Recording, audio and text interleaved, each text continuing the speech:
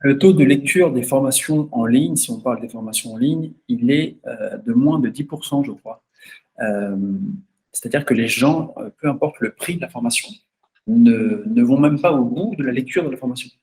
Et d'un autre côté, souvent, on est amené à se dire, OK, mais nous, on délivre un produit, enfin, on délivre un service de tant d'heures, de tant de différentes options, mais la différence et la barrière qui revient le plus souvent, c'est, OK, mais l'objectif aussi, en dehors de l'aspect produit, en dehors de l'aspect finance, c'est surtout comment tu vas impacter cette personne qui te fait confiance.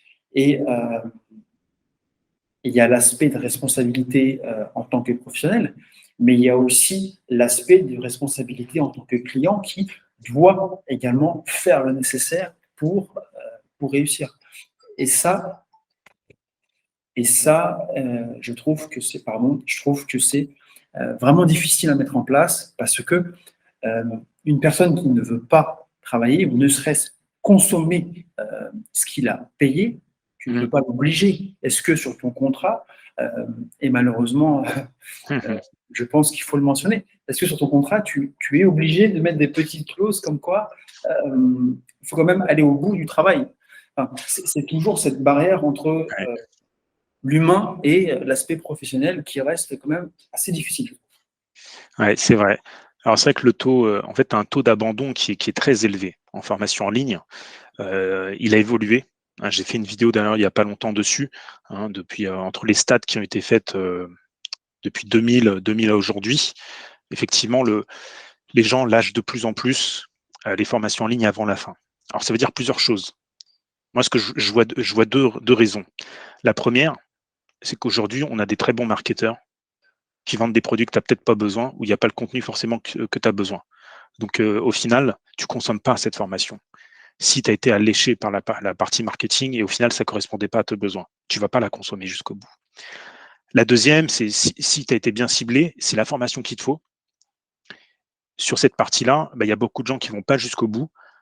Il y a plusieurs raisons. Je dirais la première, encore une fois, c'est une structure pédagogique. Il y a une ingénierie pédagogique à mettre en place qui va t'éviter, par exemple, d'en mettre trop, de mettre des choses qui ne sont pas utiles. Il y a une maxime qui dit la perfection est atteinte quand il n'y a plus rien à enlever.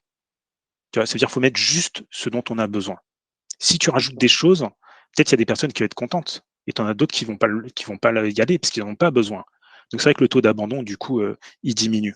Voilà, et donc du coup, pour quand tu crées ton contenu, bon, faut pas en faire une bible, mais il y a aussi des techniques neuropédagogiques que j'enseigne qui permettent justement de motiver la personne, ton apprenant, ton stagiaire. Il faut le motiver à aller plus loin. Tu vois, il faut faire du teasing, tu peux faire différentes choses pour dire tiens, tu as réussi à faire ça, maintenant, voilà. Ou faut le motiver dans le sens où bon là, je sais que c'était dur, mais tu as réussi. Et maintenant, l'étape suivante, tu vas voir, elle est un peu plus simple avant de augmenter la progression, la difficulté, etc. Pareil, tu as des techniques, tout ça, c'est du bon sens, mais c'est une partie d'ingénierie pédagogique qui permet justement de augmenter, de réélever ce taux d'abandon qui est si élevé, quoi. Enfin, tu as compris. Ça me fait penser à deux choses et c'est encore une fois toujours intéressant. Est-ce que tu penses que cette notion de gamification est intéressante?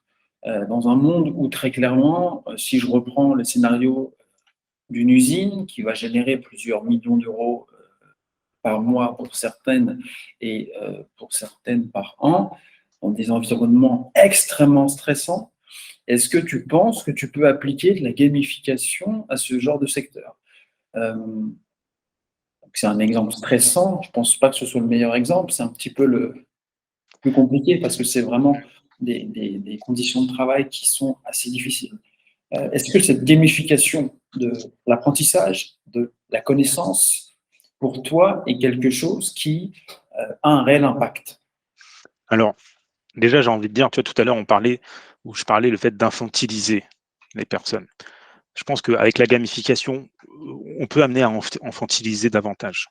Alors attention, maintenant, en termes de pédagogie, en termes de formation, la gamification, elle s'utilise dans certains cas de figure précis. Tu ne peux pas l'utiliser n'importe où, n'importe quand. Hein. Typiquement, ça va souvent s'utiliser plutôt pour prendre du recul quand tu peux avoir une notion complexe, tu vas pouvoir un peu gamifier pour rendre la chose plus ludique, plus attractive, tu vois, un peu moins stressante. Tu vois, ça peut permettre aussi d'oser faire des erreurs. On apprend beaucoup par l'erreur. Hein, c'est un des piliers de l'apprentissage. Et donc, dans ton exemple de l'usine, encore une fois, ça va dépendre aussi à ton type de personne, type de salarié, quelles sont leurs valeurs, etc. Comme je te parlais des CRS tout à l'heure. Est-ce que tu vas pouvoir mettre de la gamification? C'est possible. C'est possible. Alors, je ne peux pas te dire oui ou non, ça dépend. Il faut approfondir un petit peu, faire un petit audit. Mais je pense que tu peux à certains endroits particuliers de ta formation. Oui, je comprends, c'est le fait de relâcher prise et c'est le raisonnement un petit peu par l'absurde, où des fois c'est les choses les plus simples qui peuvent amener ce fameux déclenchement, ce fameux déclic. Beaucoup, malheureusement, il est difficile de l'appliquer. Mais c'est intéressant ce qu'on voit, ce qu'on peut faire Ouais. avec des actions plus simplifiées, sans forcément se prendre la tête ou se prendre pour quelqu'un ou une entreprise très importante. Et du coup, juste être qui on est, et puis voilà, on prend le problème, on le résout, on résolve de la façon la plus simple possible. Et puis, si ça ne fonctionne pas, bah, on va mettre en place des cheminements pour trouver tout simplement comment on peut le résoudre. Mm. En parallèle, on peut également voir que il y a ce qu'on appelle donc les formations gratuites. On sait qu'au niveau des formations gratuites, il y a un taux, encore une fois, de réussite qui est assez faible. Et d'un autre côté, ce que je reproche au gratuit, moi, c'est qu'il est en général adapté à des entreprises qui sont déjà en place. Mais le client, le nouveau visiteur qui va aller voir ces formations gratuites, euh, il n'a pas de contexte, il n'a pas d'environnement non plus. Euh, mais potentiellement, s'il s'y retrouve, s'il comprend le langage, s'il a également un certain bagage en termes de notions techniques, euh, est-ce que ces formations gratuites, ou ce contenu gratuit, parce qu'il y en a quand même en abondance aujourd'hui, Ouais. est-ce qu'il est important pour toi? Est-ce qu'il est important, pas forcément en termes de conversion, ni en termes pas sur un aspect marketing, mais vraiment sur un aspect d'aboutissement, d'objectif pour la personne qui, justement, se retrouve nez à nez avec une publicité ou un contenu sur un des réseaux sociaux. Est-ce que euh, ça peut réellement l'impacter en dehors de l'aspect marketing pour vraiment Ouais. différencier l'objectif d'un free trial ou l'objectif d'un opt-in en gratuit par rapport à l'objectif de la personne qui va le recevoir, qui, elle veut tout simplement améliorer son mode de vie, Mm. améliorer ses finances ou tout simplement résoudre son problème. Ouais. Bah, moi, ça me fait penser à deux choses. Déjà, la première partie, quand on fait des freebies, euh, souvent l'objectif de la personne qui le met en place, c'est de donner un élément, aussi petit soit-il, pour que derrière, créer une échelle de valeur et que la personne vienne acheter un peu plus de valeur au fur et à mesure. Donc, ça veut dire que souvent dans les freebies, il n'y a pas beaucoup de valeur. Bon, peut-être que j'exagère, mais c'est mon ressenti. Par contre, il y a des freebies qui sont quand même très intéressants. Mais en même temps, d'un autre point de vue, quand tu es dans une démarche justement de connaissance, de montée en compétences ou d'approfondissement, etc., j'ai envie de dire, on a besoin de tout ça. Hein. D'ailleurs, c'est une formation que je voulais créer à l'époque, que j'ai créée juste pour moi, à titre perso. C'est mettre en place, alors j'ai même suivi des formations sur le sujet, comment apprendre à apprendre, comment mettre en place ton plan d'apprentissage. Tu vois, et dedans, moi, je suis monté en compétences en neurosciences en quelques années, sans aller à l'école. Par contre, j'ai dévoré des livres, des blogs, j'ai dévoré des formations gratuites, des formations payantes, des formations en présentiel, etc. Tu vois, différentes ressources. Et je pense que du coup, ces ressources que tu cites, je pense que oui, elles sont importantes, elles sont intéressantes. Après, il faut savoir quand la prendre et comment la consommer, quoi. Je pense après, c'est ça qui est important et qui manque peut-être en général. Se positionner par rapport à son propre apprentissage, Ouais, ouais. savoir mettre ce contenu au bon endroit. que ce soit sur un nouveau domaine, que ce soit sur son domaine d'expertise, même si je suis assez... ce mot expertise, je trouve qu'il est un petit peu pris dans tous les sens. Non, mais c'est vachement intéressant. Moi, ce que j'ai fait sur cette formation, c'est que j'ai voulu en fait apporter donc, du gratuit de mon côté, mais dans ce gratuit, je voulais tout simplement que, et je veux toujours actuellement, que les personnes qui me découvrent aient déjà pas une relation financière, pas d'engagement financier avec moi, mais au niveau de mon contenu, j'ai mis un niveau d'action crescendo de manière à ce que, en fait, je me rapproche tout simplement, moi, des personnes avec lesquelles je souhaite travailler, mais surtout le type de résultat que ces mêmes personnes vont vouloir obtenir grâce à mon contenu. Je l'explique en 2-3 modules sur du contenu gratuit. Une personne qui souhaite tout simplement se lancer sur Internet avec son domaine de prédilection, elle va être vite bloquée sur le contenu gratuit parce qu'en fait, si elle n'a pas tout simplement mis en place les étapes de base qui sont tout simplement un numéro de SIRET, un compte bancaire, un engagement personnel qui va vraiment impacter son projet, et ben en fait, elle va tout simplement, naturellement, fuir le contenu. Et donc, moi, de mon côté, je me décharge et je les invite tout simplement à ne pas travailler avec moi. Ça peut paraître assez dur, mais justement, l'infantilisation, la gamification à bon escient, oui, mais je veux vraiment continuer d'impacter comme moi je pense qu'il est, avec les retours positifs ou négatifs que j'ai. Je suis loin de performer ou surperformer, mais je sais que en effet, on a un environnement de plus en plus social. J'aime beaucoup échanger, ça a même été un problème pour moi parce que j'ai pu passer des heures entières à échanger, à apporter du gratuit. Et au final, je résolvais une partie des problématiques des échanges avec lesquels je me positionne. Et du coup, j'ai mis un niveau crescendo et j'ai apporté juste des modules gratuits. Et je fais, depuis peu, je fais des guides techniques que je vais mettre à disposition, même avant de travailler avec les personnes. Parce que on a ces différentes phases d'apprentissage et je me dis, moi, je vais gagner un temps monstrueux à savoir que la personne avec laquelle j'échange, elle est tout simplement en phase avec ma façon d'être, ma façon de travailler, même si on n'est pas d'accord forcément à tous les niveaux. Et elle, surtout, elle ne va pas se retrouver dans des situations compliquées sur un investissement, sur une formation, sur le prix d'une formation qui peut relativement être excessif. Je ne trouve pas qu'il soit excessif par rapport aux formations traditionnelles qui apportent pas grand-chose, je trouve. Il y en a de très très bonnes. Il y en a dans le secteur à risque qui sont vraiment hors de prix, mais derrière, il y a une réflexion par rapport à ça. Donc, cette méthode que j'ai mise en place, je la développe gentiment, petit à petit, et j'essaye d'impacter positivement les personnes avec lesquelles je travaille. Et c'est vrai que l'aspect de frustration, je pense qu'il doit être nécessaire. Maintenant, le dosage, comment je le mets en place, c'est vrai que je passe mon temps à me repositionner par rapport au profil que j'ai en face de moi pour toujours pas délivrer plus. Parce qu'il y a un temps, il y a également un travail qui est à fournir derrière, un accompagnement, une promesse. Mais c'est vrai que c'est un environnement qui s'adapte et change extrêmement vite.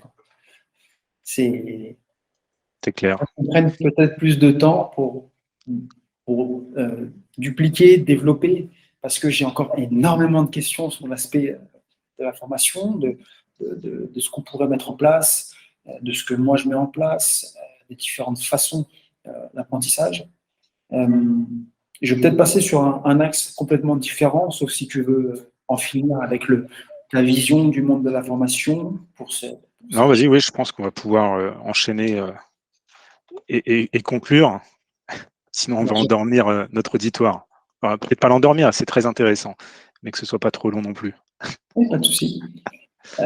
Aujourd'hui, on est sur des secteurs qui sont dynamiques, qui sont innovants. En parallèle, on a un système qui ne change pas beaucoup. De façon succincte et rapide, comme tu l'as dit, pour donner le plus de valeur possible, ta vision de l'éducation et ta vision de ce système d'éducation par rapport tout simplement aux innovations techniques et technologiques qu'on a aujourd'hui.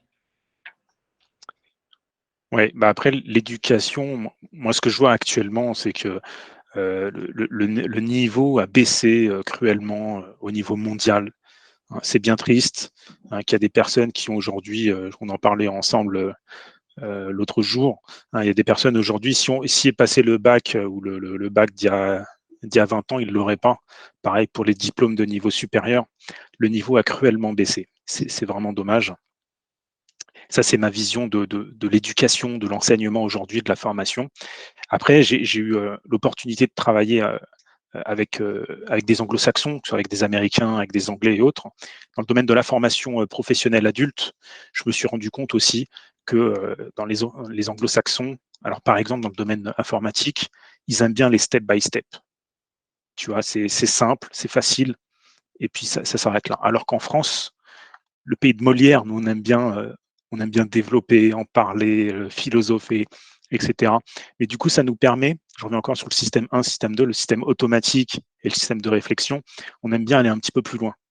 Et c'est ce qu'on est en train de perdre et ce qu'il faut approfondir, quoi. Donc, aller un peu plus loin dans la formation, dans l'analyse, la recherche, l'application. Et la tendance qu'on se rend compte, grâce notamment aux neurosciences, c'est que la meilleure chose pour apprendre, c'est la pratique. Donc, il faut pratiquer, il faut des exercices. Alors, pratique, j'utilise le même mot, mais qui vont vraiment en lien avec notre objectif opérationnel. Il ne faut pas perdre de vue que quand on donne une formation, s'il y a un objectif opérationnel pour que la personne elle puisse s'exécuter dans son travail.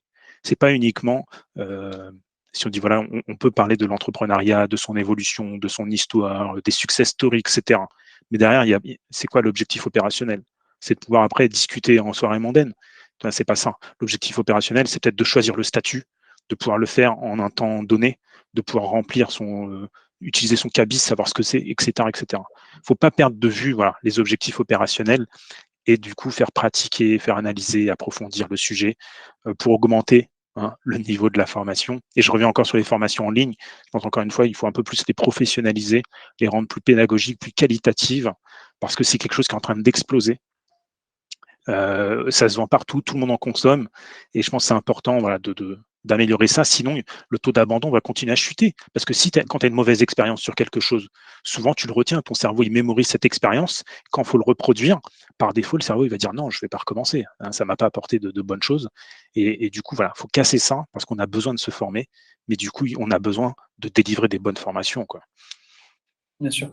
Professionnaliser, faire les choses de façon également approfondie, rentrer dans la profondeur du sujet, de la thématique, et comme tu l'as dit, avoir une notion opérationnelle qui est tout aussi importante que la notion théorique. Moi, ce que je t'invite, et ce que tu me diras ce que tu en penses, on Ouais. pourra peut-être reprendre dans un prochain échange également. J'ai énormément de questions. Ouais. Peut-être avoir un petit peu cette vision de la neuroscience par rapport à l'apprentissage, par rapport à la formation, dans un prochain échange, et on pourrait également parler des différents services de formation qui ont été mis en place, des centres de formation Calliope, développer et peut-être entrer plus en profondeur sur cet aspect de formation en ligne, parce qu'en effet, en 1 heure de temps, on ne peut pas débriefer. Ouais, tout à fait. Ouais. C'est clair. Ouais, on pourrait faire une autre vidéo là-dessus, mais ça peut être la prochaine avec plaisir. Ok. Bah, écoute, c'est ce qu'on va faire. Du coup, moi, pour finir, je vais essayer de te poser une question qui fait la différence. Aujourd'hui, tu as un bagage qui est très intéressant, tu as une façon de l'aborder qui est également différente de ce qui peut se faire sur Internet, quelle est la chose que tu éviterais et que tu nous recommanderais surtout de ne pas faire pour une personne qui a également le même niveau de motivation que toi ou un niveau similaire que toi, et surtout la chose à ne pas faire. Au lieu de parler des belles choses, j'aimerais mettre l'accent sur les choses qui peuvent également changer ta vie de façon négative pour pas avoir un message négatif, mais vraiment faire le petit tips qui t'évite des ennuis. Parce qu'en effet, aujourd'hui, on est sur des secteurs qui sont très dynamiques. Il y a une concurrence qui est de plus en plus importante. La demande et l'offre varient, mais elle reste dans un secteur concurrentiel. Et je suis persuadé qu'on a énormément de choses à faire, on a énormément de connaissances à partager, on a énormément d'abondance autour de nous sur la notion de l'apprentissage, de la formation, du développement, évidemment de la création de valeur autour de nous. Mais selon toi, qu'est-ce qu'il faut absolument éviter lorsqu'on souhaite justement intégrer, non pas ce jeu, mais ce monde qui, derrière, a un impact. Pour moi, il a un impact à vie. C'est-à-dire que lorsqu'on décide de se lancer, si tu te lances réellement dans la création de ton activité, derrière, on a un impact qui reste, selon moi, à vie. Soit on abandonne au bout de 2 ans, peu importe, une période très, très courte, soit réellement, on sait qu'on est fait pour ça.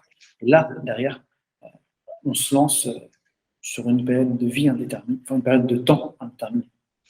Oui, effectivement. Il y a pas mal de choses. Moi, j'ai plusieurs choses en tête du coup. Alors en sélectionner une, c'est difficile. Mais j'ai envie de revenir sur quelque chose qu'on a évoqué tout à l'heure. Moi, j'ai mis du temps à le comprendre. Je pense que ça peut être intéressant. C'est cette histoire de, alors pas seulement de chronotype, mais tout ce qui va autour. C'est-à-dire une organisation en fonction de son travail, mais aussi prendre en compte les différentes sphères professionnelles, personnelles. Donc dans le perso, il y a le familial, sociétal, mais aussi d'apprentissage, d'épanouissement intellectuel. Il faut prendre en compte ces différentes sphères et pouvoir les planifier, mais voilà, sans non plus rentrer heure par heure, minute par minute. Ce que je veux dire, c'est qu'il faut prendre en compte que quand on va se lancer, et fait, comme tu dis, j'espère que c'est pour la vie, pour tout le monde, jusqu'à sa retraite. Et du coup, ça va faire quand même un changement dans sa vie. Et il faut être prêt à l'accepter déjà, mais surtout, je pense le plus tôt possible, faut penser à son organisation. Voilà, en termes aussi de niveau, je sais pas moi, par exemple le matin, moi j'ai plus du mal le matin, donc je vais éviter les réunions le matin, tu vois. Mais je sais que par exemple que le vendredi après-midi, j'ai hâte d'être en week-end, donc il y a des choses que je vais éviter. Je sais que, je sais pas, le mercredi, j'ai les enfants qui vont faire du sport, ben, je vais en profiter, moi aussi je vais faire du sport, parce que sinon j'en ferai jamais. Tu vois, ou des trucs comme ça, voilà des exemples. Je pense qu'il faut pour se lancer, être conscient qu'il va y avoir des changements, et puis voilà, mettre en place ces différentes sphères, et puis se mettre d'accord avec sa femme, son conjoint, sa conjointe, etc. Et y aller et ajuster. Voilà. Bien sûr, ajuster, s'adapter, et puis persévérer, ça fait aussi Yes. partie du travail. Ok, très bien. Bah, écoute, c'est très intéressant. On est obligé d'aller à l'essentiel pour Ouais. dynamiser un petit peu nos échanges et le contenu qui va derrière. Merci à toi. Au plaisir également de te retrouver dans différents échanges. Nous, je vais y arriver, on a décidé de créer une multitude de contenus dans ce genre-là. Donc, ce sera également sur la chaîne de Thomas, que je mettrai dans la description. Et l'objectif qu'on s'est donné, tout simplement, pour 2023, c'est d'avoir des échanges succincts, simples ou beaucoup plus détaillés comme on pourrait le faire. Et n'hésitez pas donc à faire vos retours, à aller voir le travail de Thomas, que ce soit sur YouTube. Et ce contenu va être vraiment dispatché sur beaucoup de plateformes. Donc, c'est un petit challenge qu'on s'est donné ensemble. Donc, n'hésitez pas dans les commentaires à prendre part à ce challenge avec nous, parce que potentiellement, vous avez également quelque chose à récupérer, une valeur, un apprentissage, un petit déclic, une prise de conscience. Donc, merci Thomas. Et puis, merci Gauthier. Et puis effectivement, mettez en commentaire, réagissez sur ce qu'on a dit, si vous avez le droit de ne pas être d'accord, si on a dit des conneries, ou si on se plante, ou si on a une vision différente. Voilà, échangeons avec plaisir, dites ce que vous voulez qu'on approfondisse. Ce sera avec grand plaisir de continuer ça. Et encore merci à toi, Gauthier. Au plaisir et puis à refaire rapidement. Merci. Yes, à très bientôt.